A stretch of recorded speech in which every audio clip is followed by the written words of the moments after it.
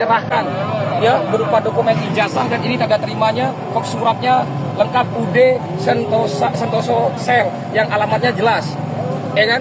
Kalau mereka bukan karyawannya, kenapa kok ada surat terima yang dikeluarkan oleh perusahaannya dia, ya kan?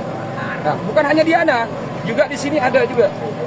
Ini Ahmad, ada tanda tangannya Diana ya. Tanda tangan. Jadi terkait masalah ini. Diduga tadi seperti yang kami hubungi teman-teman mantan karyawan Mbak Dewi yang domisilinya di Malang, untuk mendapatkan ijazahnya kembali dia harus membayar sebesar 2 juta dan ini bukti transfer sangat jelas beritanya. Alasannya untuk apa Mas? 2 juta itu Mas? 2 juta untuk pengembalian ijazah. Ini jelas. Berarti saat mereka kerja ijazahnya ditahan gitu ya? Pertama berdasarkan pengakuan dari mantan karyawan atas nama Mbak Dewi, dia pertama kerja itu langsung diterima dengan jaminan KTP selama 2 hari. Setelah 2 hari dia harus menukar ijazahnya. Ijazah asli itu ya? Ijazah asli. Nah, untuk dia keluar dia harus membayar sebesar 2 juta ini. Jelas. Apa dalih dari owner untuk menahan Katanya ijazah itu sudah kesepakatan alias terikat kontrak katanya.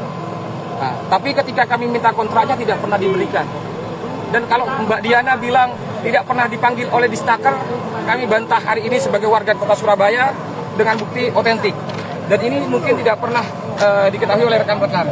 Ini adalah bukti bahwa teman-teman Disnaker pernah mengirim surat kepada perusahaan tersebut untuk melakukan panggilan dinas dan panggilan klarifikasi. Mas, terkait berbagai dugaan-dugaan itu yang ternyata diduga dilakukan oleh Sentosa Sel, dari area Surabaya ini harapannya seperti apa untuk perusahaan ini sendiri dan untuk Diana sendiri? Harapan kami semoga ijazah yang sudah ditahan itu segera dikembalikan kepada yang berhak. Yang pertama, yang kedua tolong Ibu Diana kalau mau melakukan permintaan maaf ya, harus dari dalam lubuk hati, jangan setengah-tengah, apalagi dia pada saat pembacaan permintaan maaf melihat HP.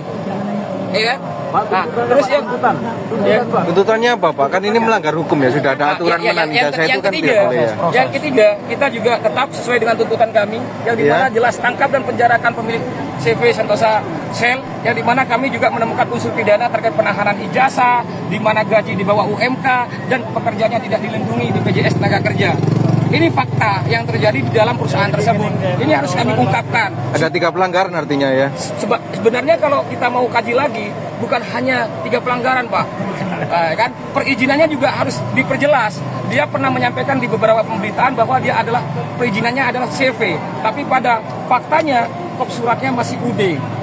Kalau memang dia CV, kenapa kop suratnya pakai UD? Jangan-jangan atau